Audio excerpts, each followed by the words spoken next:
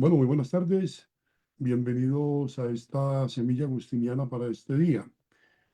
El camino de la interioridad agustiniana nos lleva a contemplar, a ejercitarnos en la contemplación de absolutamente todo lo que acontece ad intra y ad extra de cada uno de nosotros, ¿no? Y esta contemplación está muy ligada a lo que ella en su, en su más genuino origen nos transmite. Somos somos capaces de percibir esa presencia de Dios en los acontecimientos, en el creado, aún en los momentos y situaciones en los que pareciera que no. Agustín se adentra mucho en este aspecto, el aspecto de saber encontrar la presencia de Dios en la vivencia, en lo que a diario vivimos. Y hoy tenemos una semilla donde Agustín plantea algo que ha sido incluso interpretado con una cierta ligereza.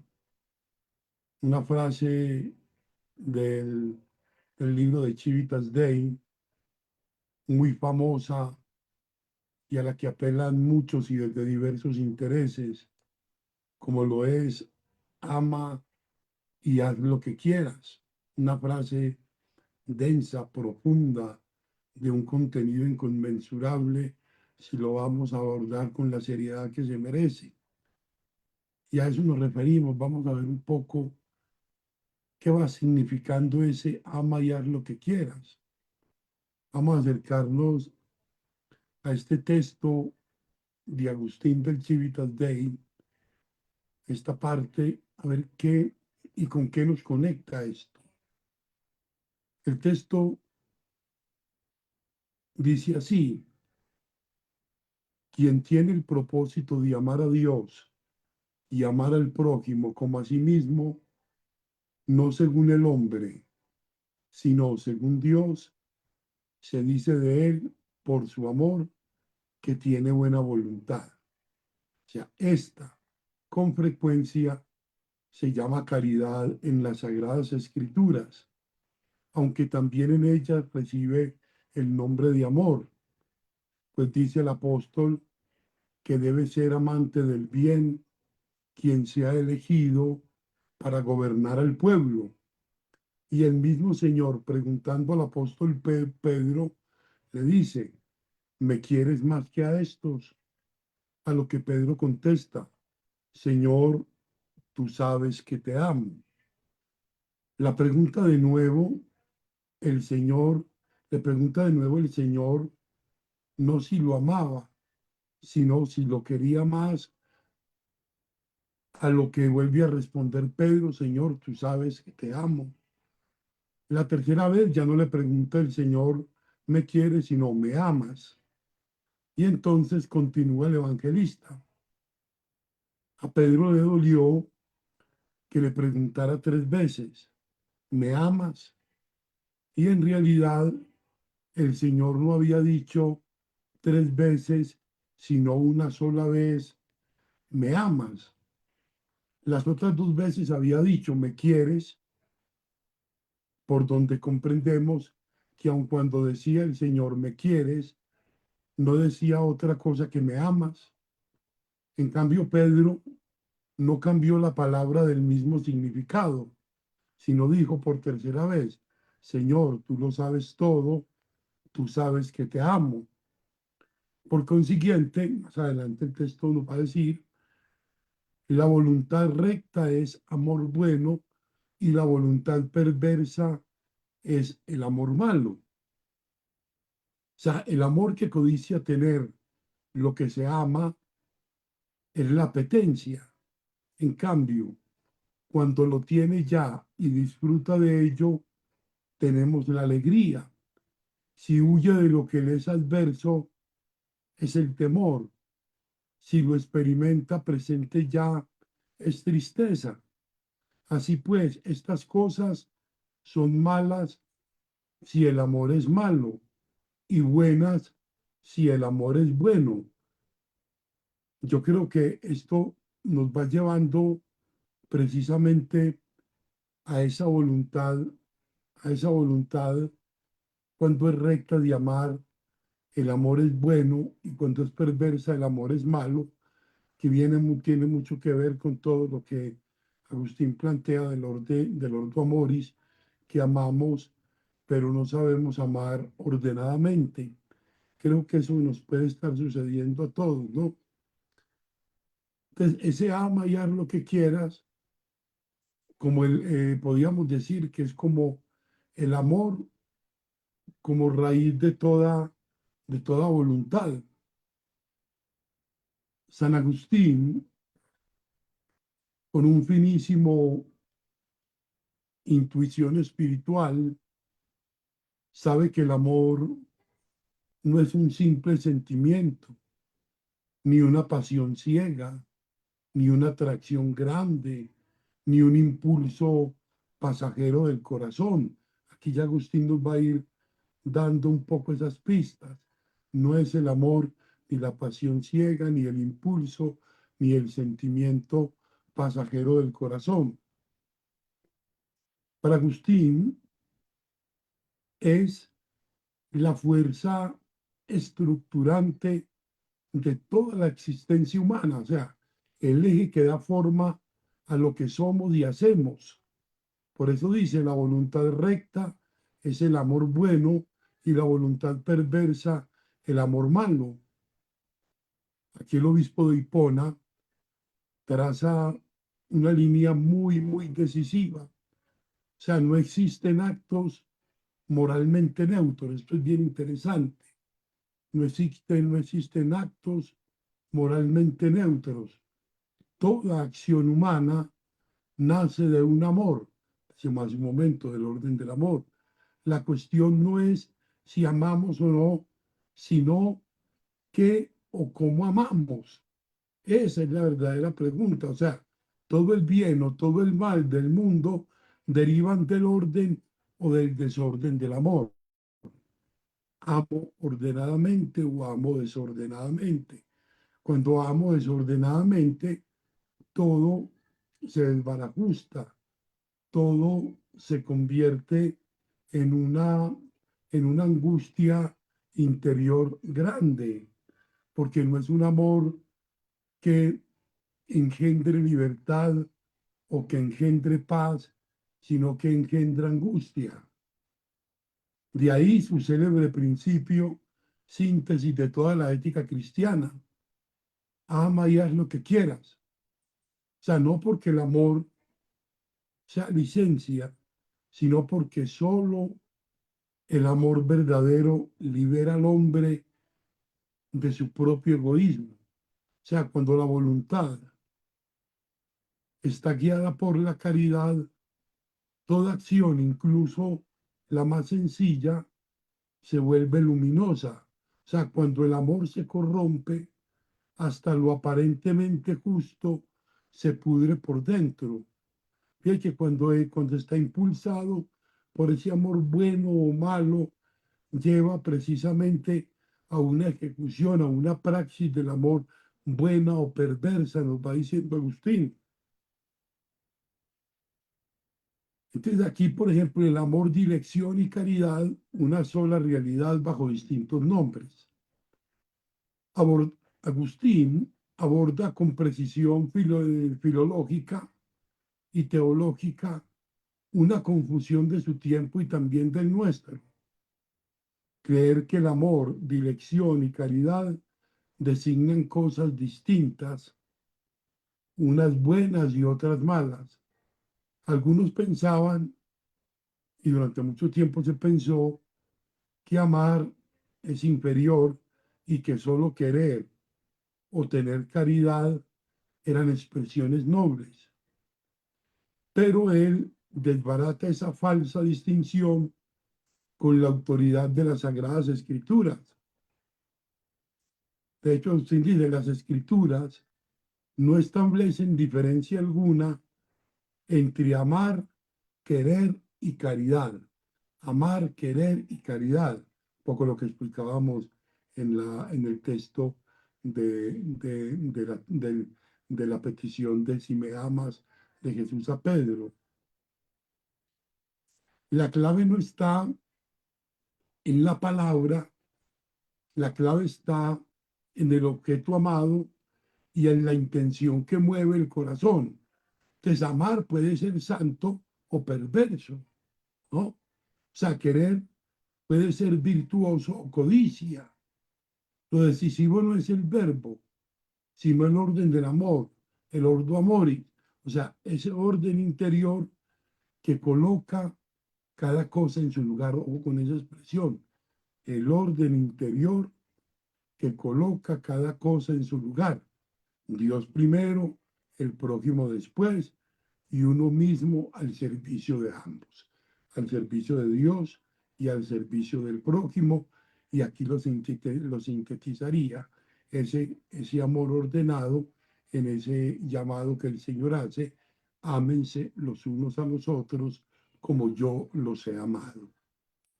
Cuando ese orden se invierte, cuando el hombre ama amar lo que debía amarse menos, o ama desordenadamente lo que debía amarse con moderación, pensemos un poco en eso. Cuando amamos desordenadamente y cuando amamos de una manera equivocada aquello que debía amarse menos, a qué le damos mayor amor y a qué le damos menor amor, ¿no? Es bien interesante, o sea, y en ese caos, según Agustín, es el origen de la ciudad terrena. ¿Por qué? Fíjense, la sociedad del amor propio hasta el desprecio de Dios. Esa sociedad del egoísmo, del individualismo, del narcisismo, de ese amor propio con el desprecio de Dios.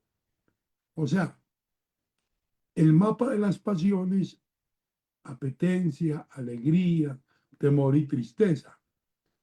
En un pasaje magistral, Agustín disecciona la anatomía de los afectos, mostrando que todas las emociones humanas derivan del amor. O sea, es un análisis de una lucidez psicológica que anticipa, ya en el siglo IV, que anticipa toda lo que podemos decir, toda la antropología moderna.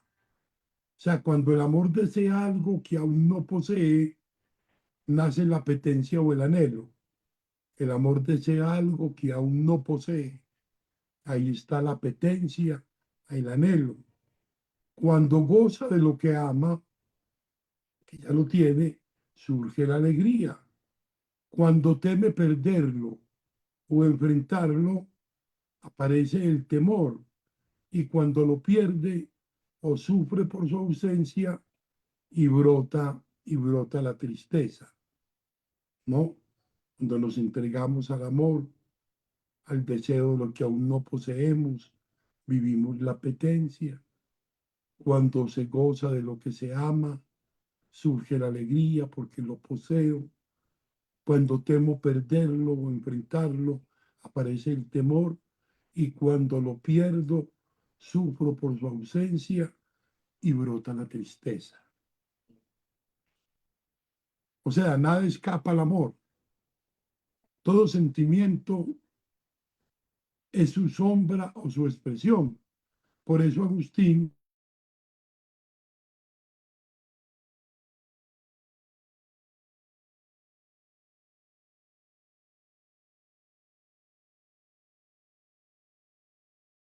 Agustín no condena las pasiones humanas como haría el estoicismo, sino su desorden. Las pasiones, lo que tenemos, está bien. Y nos afirmamos en esa primera frase de las primeras frases del Génesis. Y vio Dios que todo lo que había hecho estaba bien. Entonces no condena las pasiones humanas, sino su desorden. O sea, no se trata de ninguna manera, y esto debe quedar claro, de ninguna manera de apagar esa fuerza, ese fuego del corazón, sino de purificarlo. O sea, lo que hace mal a una pasión no es su existencia, sino su orientación, ¿no? Necesitamos tener pasión, la pasión en el comer algo que nos gusta, la pasión en cuando hacemos un favor, la pasión cuando ejercemos una profesión. Las pasiones para no reducirla sola a una cuestión venérea, no, señor. Las pasiones nos atraviesan. Dependiendo de ellas, se entiende un poco el goce, se entiende un poco la satisfacción. O sea, el mismo temor puede ser una virtud si nos hace trabajar por la salvación con temblor. O sea, y el mismo deseo puede ser santo si se suspira por la sabiduría. De modo que el amor no se elimina, se redime. O sea, la conversión para Agustín es el proceso por el cual el alma aprende a amar correctamente. Y esto es bien interesante. Esa conversión para Agustín es el proceso del alma que aprende poco a poco a amar correctamente. Toda la historia humana, dice Agustín, está como entre dos amores. Y dice Agustín en la de Civitas Dei, la ciudad de Dios, es una historia de dos amores. La historia humana es una historia de dos amores. Dos amores edificaron dos ciudades. El amor de sí hasta el desprecio de Dios y el amor de Dios hasta el desprecio de sí. O sea, el drama no está fuera, sino dentro del corazón humano. En cada elección el hombre decide a qué ciudad pertenece. Si ama el mundo de manera desordenada, se esclaviza a lo que pasa, ¿no? Todas las cosas pasan. Recordaba una vez el padre Tomás Migueles, lo bueno pasa y lo malo pasa, recordando, no sé si a Santa Teresa, pero en un diálogo muy interesante me lo decía. Si ama a Dios, encuentra la libertad incluso en la pobreza o en el dolor. Como desde Dios la experiencia humana puede tener otra valencia, puede tener una significación, puede tener una vivencia diferente. Por eso el Ordo Amoris no se trata solo de una doctrina, es todo un camino de liberación interior. O sea, amar bien es aprender a vivir en paz, incluso en medio del caos, aprender a vivir en paz, aún en medio del caos. Es ordenar el deseo, purificar el gozo, transfigurar el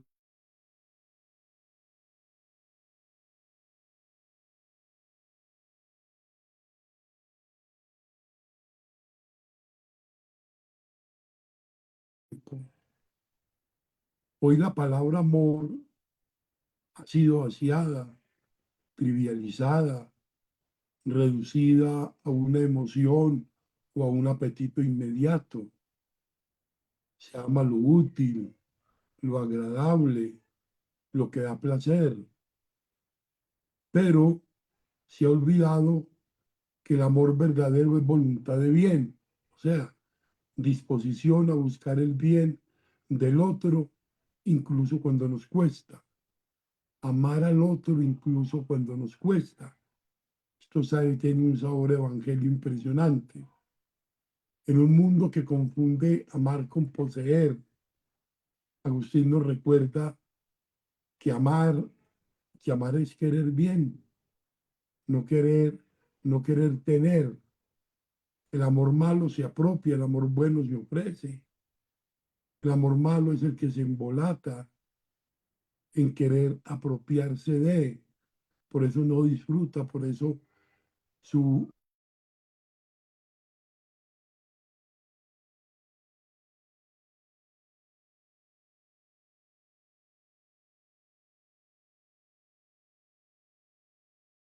reflejo de una crisis de amor.